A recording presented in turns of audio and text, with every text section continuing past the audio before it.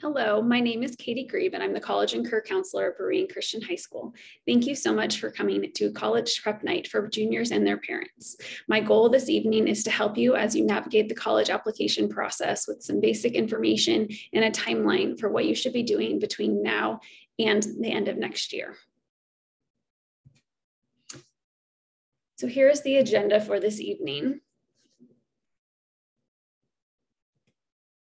God's word reminds us, for I know the plans I have for you, declares the Lord, plans to prosper you and not to harm you, plans to give you hope and a future, Jeremiah 29:11.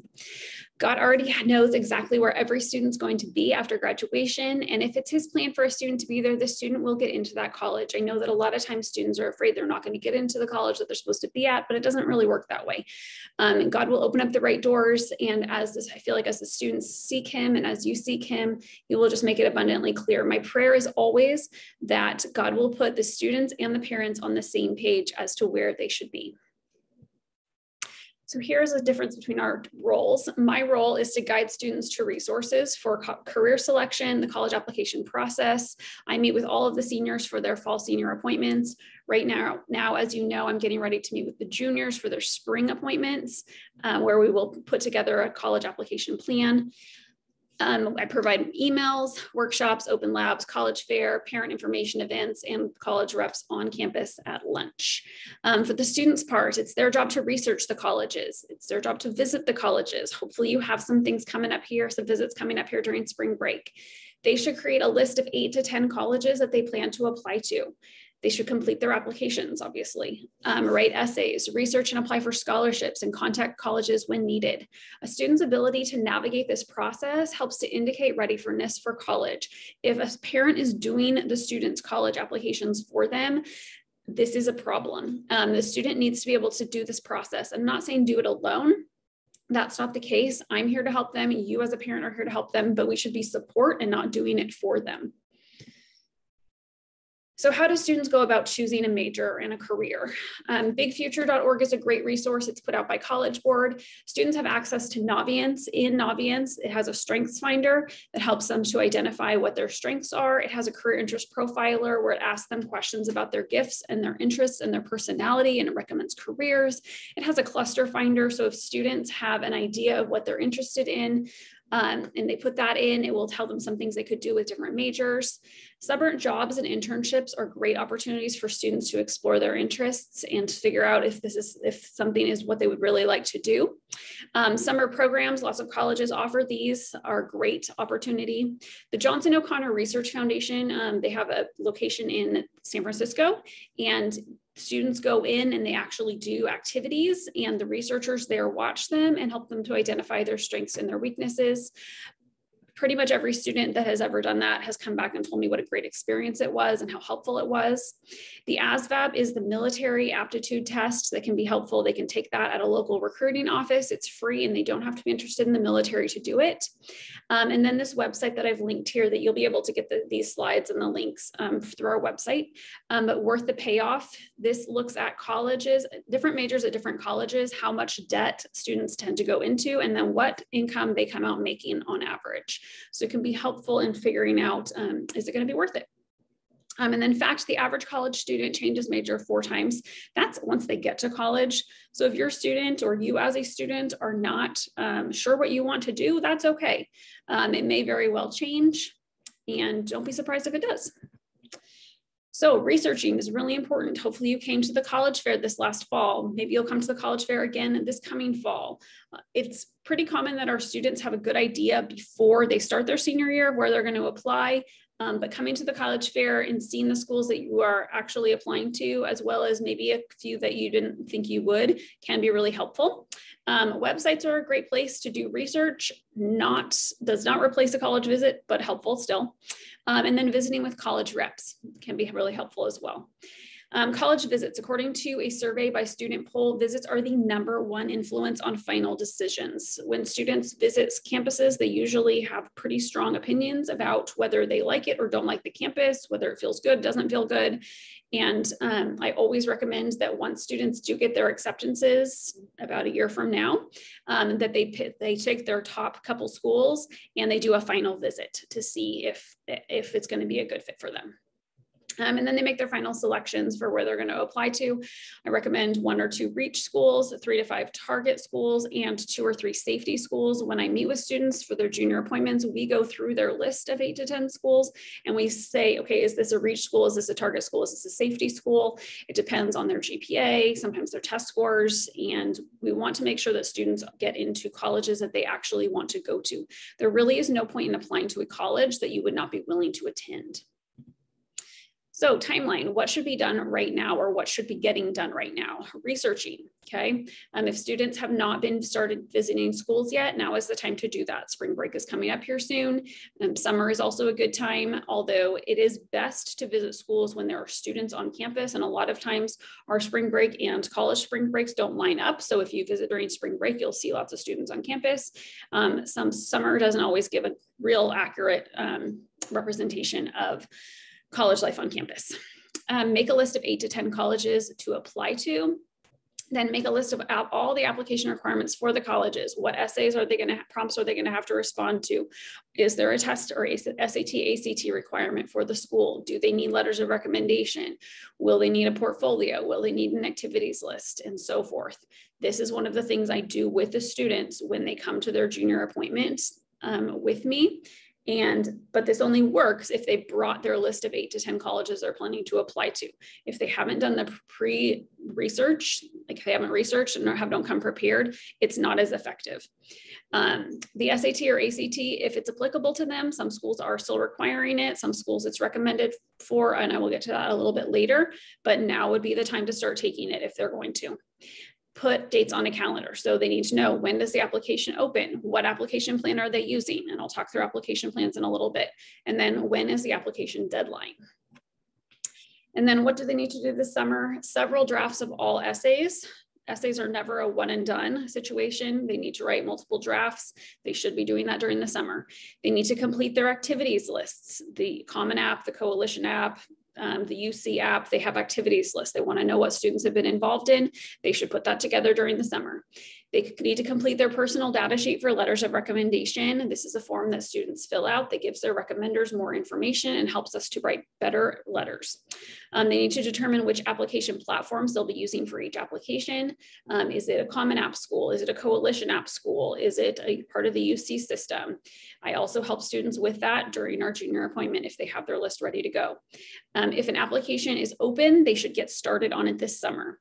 And if needed, they should complete their portfolio in the summer. So if they're doing something in the arts, it will likely require a portfolio. So what do they do in the fall of senior year? They take their essays that are already, they've done several drafts, they take them to an English teacher for editing. Mr. Runyon, Mrs. Peacock, Ms. Nelson, they are all used to editing college essays. They have their senior appointment with me. We go over, where are you at in the process? What do you still need to get done? What questions do you have? They confirm all recommended letters, recommendation letters with recommenders, and give them their completed personal data sheet at least 3 weeks before the first deadline. They complete their applications. So they should be just inserting that final essay draft, insert the completed activities list, and do all their biographical information. This should not feel overwhelming if they have gotten their essays done and their activities list done in the summer. They submit each application at least a week before the deadline. Waiting until the last minute is not acceptable, because if the system crashes, the college may or may not allow students to continue applying. It usually depends on how competitive it is and how many applications they've already gotten. Complete the FAFSA. This is the free application for federal student aid, and it opens October 1st, and you have until March 2nd. However, I always recommend getting it done before the end of first semester, because the money is promised to different people, and you want to be in the first part of people that get promised money. Consider taking the SAT or ACT again if needed. And then write thank you notes to recommenders 1 week before the deadline. This acts as a kind gesture. I mean, you should always write thank you notes, but also it reminds the recommenders, if they have forgotten, that they are supposed to be writing you a letter of recommendation, which is helpful. And then maintaining your grades. Your senior year grades do count. I know sometimes students think like, oh, freshman grades don't matter, which was a lie. And then they're like, oh, senior grades don't matter either, also a lie. Colleges expect to receive the student that applies to their school. So if you're applying to the school school as a 3.5 student, they expect you to be a 3.5 student by the end of at the end of your senior year as well. So you need to get at least as good of grades as you've gotten in the past during your senior year of high school. What to do in the spring of your senior year. You will apply for more scholarships, especially institution-specific aid. So there's outside aid. We've talked about this before. And if you have questions about some of this stuff, you can always go back and watch the college night for freshmen and sophomore parents, where I went over a lot of some of this stuff. But institution-specific aid is for particular colleges, as opposed to general aid, which you can take to any college. So institution-specific aid, once students have applied to schools and picked the schools, they go on that college's website, they go to their financial aid page, and there will be different scholarships you can apply through the school for. And I do recommend that students do that. There is sometimes money is left on the table because nobody does. If community college is an option, they complete the application process for the community college. They will compare financial aid packages once they receive their acceptances. You can talk through those and visit schools that offer you admission, and then commit to one school and decline all other schools by May 1st. That is National College Decision Day. They need to complete the housing application. Once they've decided where they're going, they complete the housing application, they pay a fee for that. And then again, maintain grades. So the types of college applications, there are early decision is a binding agreement. So early decision allows students to apply to college early, which can be great. It sometimes has a smaller applicant pool, which can increase your odds of getting in. It is, however, a binding agreement, which means that if a student applies early decision, which they can only do to one college, and they get into that college, they have to rescind all other applications. They will be going to that school. There will be no other options for them.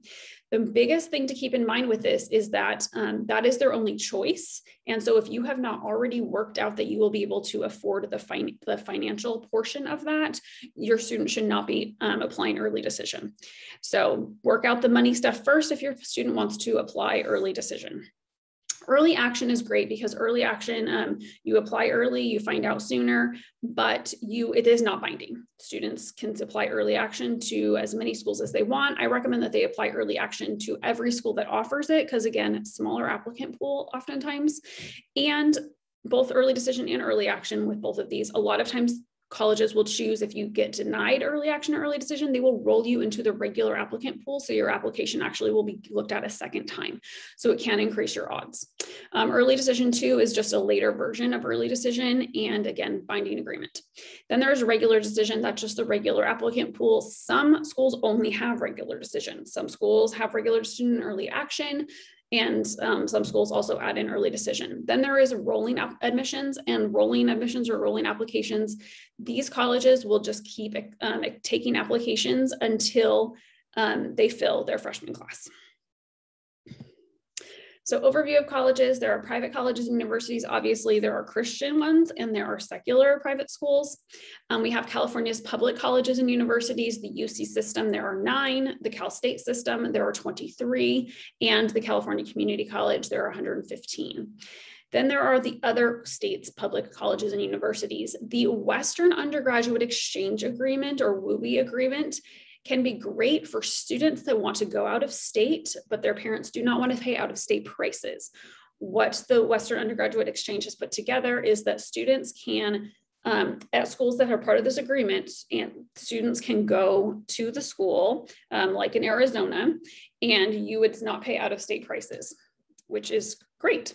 It is not relevant for every college in the Western US, and it is not relevant for every major at every college either. So it's important to do the research. So the University of California system, there are 9 campuses. They serve the top 10 to 12% of high school graduates. They require a rigorous high school course load, meeting or in reality exceeding the A through G list. Students have to have 11 of the 15 required courses completed before their senior year. The schedules that we plan with your students put them on track to do this. This is not an issue. 3.0 minimum GPA, and they only give 8 extra GPA points for honors and AP classes. So this is 8 semesters of AP and honors classes get added into this GPA. So if you have extra, great for you. And some of the private schools care about that, but the UCs do not. They are test blind, which means that they will not look at the SAT or ACT. The application period opens August 1st, and students this year can, for the first time, can submit between October 1st and November 30th. So they are giving a 2-month window this year. It is $70 per campus. There is the website for application, and it is highly competitive. Which you can see here on this screen. We actually, looking at the numbers, they've changed a lot as far as how many people are applying. There are many more applications going in, which for some schools have really decreased the admit rate for these schools. But as you can see on this, there's a big variance between like UCLA, only less than 11% of students are admitted, Merced 87%. So obviously it varies a lot, but if you look over at GPA, there is pretty beefy GPAs for all of these. So the process of UC applications, there's the website, and the application period, like I said, opens August 1st, and you can submit between October 1st and October 30th. The A through G list class requirements, obviously, it's not in this one, it's in my other presentation, which you can go back and watch if you want, but the students have to have 4 years of Bible to graduate for the 8th, and they have to have their PE, 2 years of PE. Those are graduation requirements from Berean. But as far as the A through G list goes, they have to have their 4 years of English, they have to have 3 years of history, they have to have 3 years of math, two with a third recommended for the language other than English, and sorry, 3 years of math with a fourth recommended for math, 2 with a third recommended for language other than English, 1 year for the arts, and 2 with a third recommended for science. All right, so they have to have a 3.0 minimum GPA, like I said, and then their personal insight questions, the essay questions, which I'll get to on the next page, and then the activities list. They are able to write about 20 different activities on the activities list. Okay, so colleges are looking for a balance, for balance or for a spike. So a balance means that students have been, have many things going for them, but they've been deeply involved in the things that are most important for them. Or if they don't have a good balance between their interests and things like that, they're looking for a spike. So one thing that is totally setting that student apart. So the personal insight questions, here they are. I'm not going to read them to you, but they talk about things like leadership, creativity, talents and skills, educational opportunities.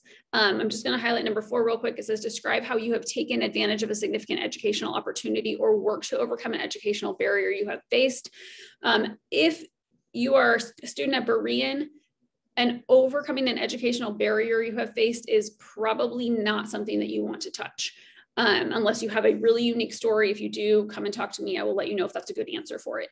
The significant educational opportunity could be a really cool summer program that you've taken, or a college course or something like that. So that would be the part of number 4 that you could answer. Let's see.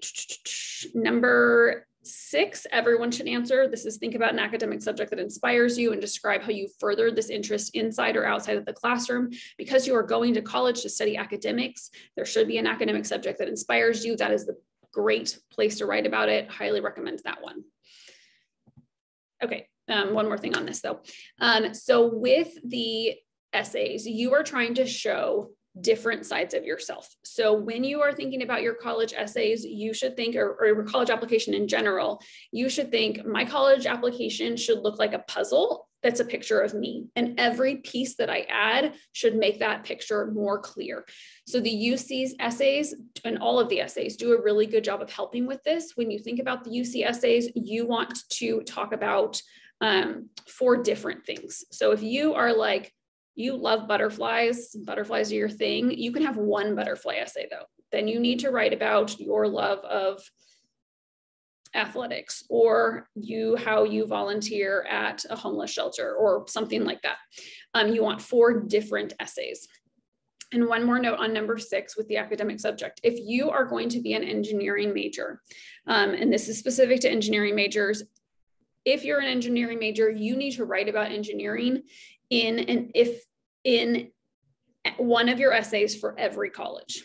So whether it's, if you're doing the Common App essay, which we'll get to the Common App in a minute, but if we're doing the Common App essay, you need to write your Common App essay and include engineering somewhere in it if that's going to be the only essay that your colleges are going to get. Okay, so the California State University system, there are 23 campuses. They're serving the top 33% of high school graduates. You must have a C or better in all A through G list required classes. Again, they only count 8 extra GPA points, so 8 semesters, 4 classes. They are also test blind, and the application period is October 1st to November 30th. There is their website. They have what's called the redirection program. Now, I really love the redirection program because it acts as a $70 backup plan. What the redirection program is that because Cal States are here to serve California students, every student that meets the criteria for a Cal State is guaranteed a spot at a Cal State if they would like it. Now, it's not necessarily your top choice, but if you apply to at least one Cal State, if you get into that one, great. If you don't get into any of the ones that you have applied to, at the end of the application period, at the end of March or beginning of April, the Cal State system will contact the student and say, here are 2 spots at 2 different Cal States. Would you like one of them? And the student can choose to accept or decline, but it provides the opportunity for the student to know that they will have a spot at a college. So for $70, which you're probably applying to a Cal State anyway, you know you have a spot, which I think is great. Competition, again, varies greatly between the different campuses for the Cal States. Let's see. This is really tiny. I know you'll be able to pull it up on your computer bigger when I post the slideshow online. But again, the Cal States vary widely. So on the right there, you can see the different GPA variances. There are some that are a lot lower, like Cal State LA is 3.18. If you look, 3.15 for Dominguez Hills. But then if you look at Cal Poly San Luis Obispo, that one is, let's see, at 3.92, which actually is lower than it's been in the past. It's been like a 4.1 for several years. But so there is some variation on what percentage of students are being admitted and how high the GPA needs to be competitive. So the application process for the Cal States, the application period is October 1st through November 30th. Students can submit at any point during that time. They must have a C at least in all required A through G list courses. These schools are again test blind, meaning they're not looking at the SAT or ACT in determining admissions. There is widespread impaction. Impaction means that there are more students trying to take classes than they have room for in the courses, which means students struggle to get the classes they need sometimes for graduation. And this is really, it is a problem at the Cal State level, although they have increased courses to help to alleviate some of that. And we have seen some colleges and particular majors at colleges come off the impaction list in the last couple of years. And then again, the redirection program that I mentioned. There are no essays for the Cal State system. The Common App. So the Common App is a common application platform where there are more than 900 colleges and universities all using the same platform. This makes applying to college more streamlined for students. It's a great thing. They look at GPA. They look at the courses that you're taking. You'll enter your test scores. They may or may not be required for various schools. That is on you to research. There's activities list. They let you talk about 10 activities you're involved in. And then there is the Common App essay of 650 words. And that information typically goes to the majority of the schools, but then they also have supplemental essays. Different colleges can ask for additional essays. So students write supplemental essays for that. And then colleges often ask for recommendation letters. So there are some Common App essay prompts that they provide. And students can choose to either pick one of these prompts, or they can pick number 7, which is share an essay on any topic of your choice. And so students really have a broad opportunity to write about what they would like to write about with the Common App essay. The Coalition App is another combination platform where there are over 150 colleges and universities that participate. The great thing about the Coalition app is that colleges and universities must have increased access and affordability in order to be able to participate in it, which means that these colleges are giving good scholarships and they are charging somewhat less for to attend. So they look at GPA, they look at courses, again, test scores, activities list. They have 8 activities that they accept. And then there's a coalition essay. There is no limit to this essay, but they recommend that you hit between 500 and 550 words. Oftentimes they just tell students, use your Common App essay as your coalition app essay. And that works just fine too. So then it would be closer to 650. There is a locker where students can put in if they have some sort of paper that they just absolutely loved writing or that really portrays who they are, or they have a project that they want to share. They can just put different pieces of their work in the locker for the colleges to be able to look at, which is kind of a unique and interesting twist to college applications. And then also there are recommendation letters. So their essay, again, they provide a variety of prompts, but then their last one again is submit an essay on a topic of your choice. The Common Black College app is great. It's for historically Black colleges and universities. There are 65 colleges and universities on this application platform.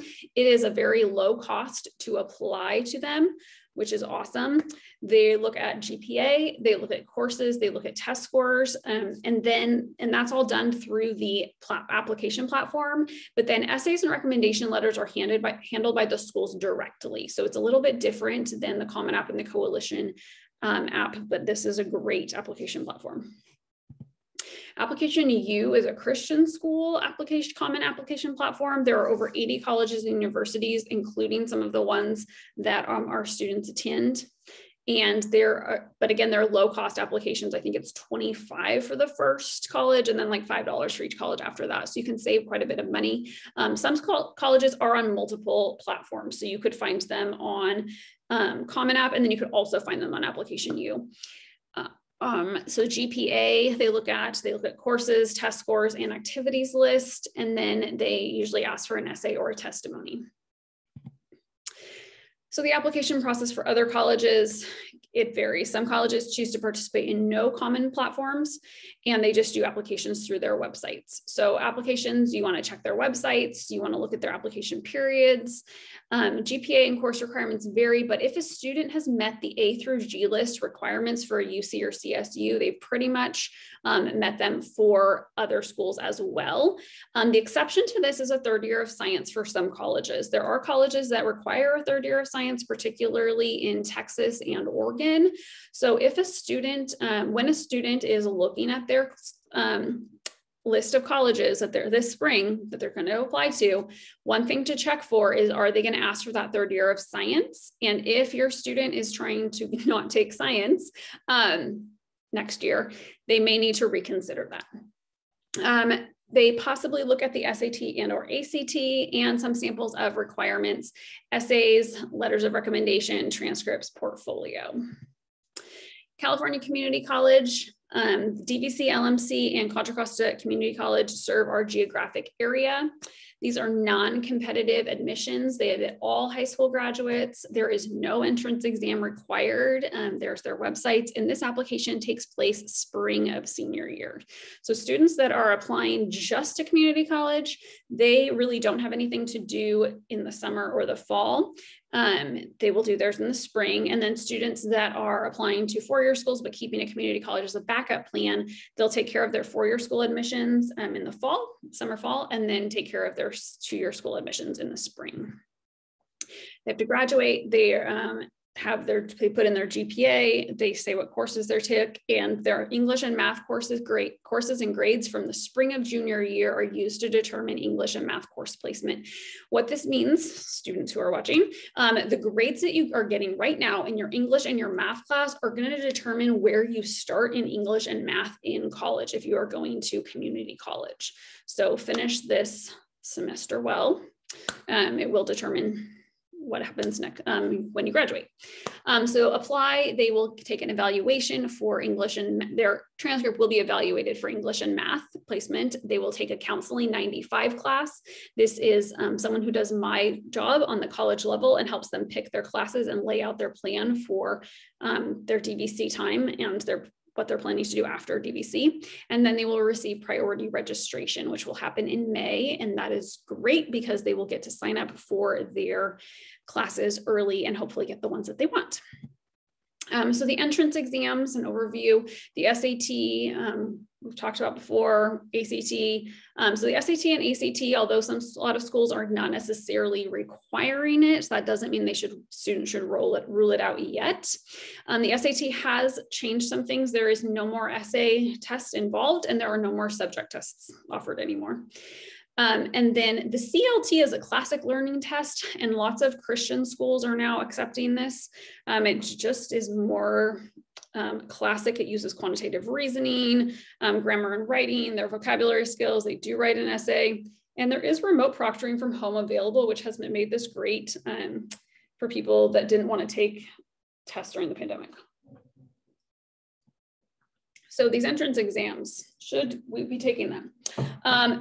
They're optional or unused for many college admissions decisions. This is true. However, some colleges are still using them for course placement. Some are using them to determine scholarship money. And you can take the test and choose not to report it. So if a student was to go in, if they don't need it for college admissions, and they go in and they take the test and they do great, awesome, report it. Maybe some schools will are test optional, which means that if it's test optional, they will look at the test and it will be added into the admissions if they do take it. And then it can also up their scholarship money, which is awesome. And then if you can outscore your GPA, I say definitely go for it. What this means is if you can look online and you can find a GPA versus test score chart. And some students are like 4.0 students and terrible test takers. And so they go in and they take their test and they get like a 900 on the SAT. And I know that is not accurate for their ability level because they have a 4.0. That student, I would say, don't report it. But we have students that kind of underachieving a little bit, and maybe they have a 3.0 GPA, but they can score a 1400 on the SAT. That student should definitely report it. So application process tips, organize college research and requirements using College Essay Guys Tracker. You can use whatever you want, but this tracker is already set up. It's a spreadsheet, it's super helpful. You'll be able to use the link through the posted presentation. And it just helps you keep track of what are my deadlines, what pieces of this application puzzle need to be completed. And it really does help the students. Keep a calendar of deadlines. This is really important. You don't want to miss any of your application deadlines. Meet these deadlines well in advance. Like I said, my goal for all of our students is that you will finish, all of your college applications will be done by the start of Thanksgiving break, that first Saturday. That happens to be November 19th this year. And the reason I strongly encourage this is because this process can be overwhelming. It can be stretched out really long because some colleges, a lot of colleges, their applications are due by November 30th, but private colleges sometimes will let theirs stretch out into like January, February, some of them even till June of next year. You don't want this process to consume your lives for that long. It is better just to get it done. So if you go in, you get this done, you finish by first Saturday of Thanksgiving break. That means that you will get a true break during Thanksgiving. You will get a true break during Christmas, and you won't spend that time because this process does tend to be stressful and it does tend to create tension in the home. So you will get to spend these weeks off without having conversations about, did you get your college applications done and why haven't you finished your essay, et cetera, because your stuff will already be done and you can just enjoy relaxing. So highly recommend that. Also, because I am available to help and give a lot of, I'm pretty good about answering emails like after school for students or on like the weekends, typically for students as well. But Thanksgiving break is a vacation, so not so much then, and definitely not at all. I don't even look at my email during Christmas break. So if you wait and have a crisis during Christmas break because you should have gotten your stuff done earlier but didn't, you'll just have to wait till I get back we come back to school in January. All right, so check email and check portals every single day. The college, once you've applied, will give you a college portal, and it will keep track of what you've done and what you still need to do, and they will notify you. It's really important that you're paying attention to those things. We've had students before who have done all the applications for their dream school. They got everything in, they thought, they finished, and the school is trying to contact them and say, hey, we didn't receive this, we didn't receive this, we didn't receive this, something happened, and we have to have it by this deadline. And I had a student come in and they were like, Ms. Grebe, like, I just saw this email. I said, well, have they emailed you before? And they like looked back and they hadn't been reading their email. And that college had reached out to them like 5 times and they missed their final deadline, didn't get into their dream school because they didn't turn in a piece of paper. Real sad. So we don't let that happen to you. Be checking your email and portals every day. And again, read and follow directions. So once you read it, do what it says. Proofreading is really important. We all make typos, it happens, but this is why you don't read your own stuff. You get an outside proofreader. So a teacher, your parent, but not for your essays. Essays should be done by a teacher. But just looking through your college application, having a second set of eyes is really helpful. If you are going to submit paper stuff, you want to have obtain proof of mailing, but also keep track of all the documents that you submit to colleges. Really helpful. And then check all your social media. Many colleges do check student social media to see if they're a student that they would like at their school. This is especially big at private schools. So if you have not cleaned up your social media and presented things on there that you would be very comfortable with your grandmother seeing, I recommend that you do that. Essay tips. So provide information that enhances the application. Expect multiple rewrites, not a one and done situation. Readers are looking for organization and clarity.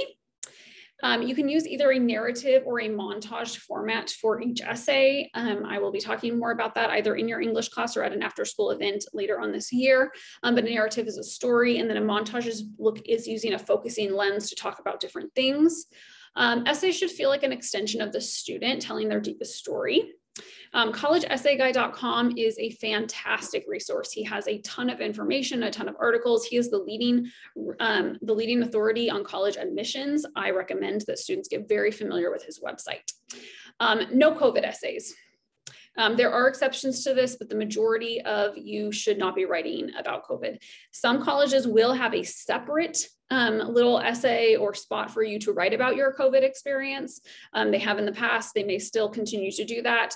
But as a general rule, COVID is not a great topic to write about. We're all tired of it. And then pro tip, one of the best things a student can do to make this process easier is to complete the essays during the summer before senior year. I cannot emphasize this enough. If you go into summer and you commit 15 minutes every single day to getting college applications stuff done, which, let's be honest, you waste more than 15 minutes a day. I waste more than 15 minutes a day. But if you say every single day, you're like, I'm going to do 15 minutes, and you set a timer and you work for 15 minutes. And that could be doing your college essays. That could be working on your activities list. That could be filling out your personal data sheet. Whatever it is, if you do 15 minutes every single day, it will get done much sooner than you think. And so if in the summer, you want to get your essays done, you want to get, I mean, they'll still need a final edit from a teacher, but you want to have multiple drafts done so they're pretty much ready to go. You want to have your activities list finished, and you want to have your personal data sheet done. And if you can get those 3 pieces done, fall of senior year will be so much better for you, because senior year is at least as hard as junior year with the addition of college applications. Okay, so letter of recommendation tips. The personal data sheet you need to fill out. When you go to ask, you ask the recommender first, a teacher, coach, counselor, whoever. You say, would you be able to write a strong letter of recommendation for me? When they say yes, hopefully they'll say yes, then you do that at least 3 weeks ahead of time. Then immediately you provide materials for them in one Google Drive folder labeled with your name. It has the personal data sheet, your resume, if you have one and want to include it, your transcript, your senior year schedule. If you want to include an essay, like I said, your resume, and your most recent report card. You will share it with them. If it's applicable, because some schools do want paper copies of things. You will provide a labeled folder, you will walk and hand it to them, with an addressed and stamped envelope for any paper recommendation letters that need to be sent, and a letter of recommendation form if there's a specific form that has to be filled out. So, and then like I said, you give that recommender a thank you note 1 week before the deadline. Okay, I will be offering a senior summer seminar again this year. Actually, I'll be offering 2 3-day seminars. In June, this is open to all rising seniors that are applying to 4-year schools. It is not necessary for DVC or LMC or other community college. So if you are not applying to 4-year colleges, this is not for you. If you are, this is for you. There will be 2 3-day sessions in June. They're 2 separate things. You sign up for one of them. It is $200 a session. It is 9 hours of group instruction and then a 45-minute appointment with me to do individual one-on-one essay work, questions, things like that. This is designed to help students jumpstart their college applications and essays. Students will create a college app timeline and personalized calendar for applications. They'll research requirements for the 8 to 10 colleges that they are applying to. They will determine which essays can be used for multiple applications, so you're working smarter, not harder. You will learn about writing college essays. We will brainstorm. You'll begin writing several different essays so that you have a start on getting that done. And then you'll have a 45-minute appointment with me later in June to follow up on essays, edit writing, and ask questions. This has been really beneficial to our students in the past, and the students that do this or can do it on their own, but really commit to getting stuff done are the students that have the most successful and less stressful college app season. So that is it. If you have questions, please send me an email, but thank you so much for coming.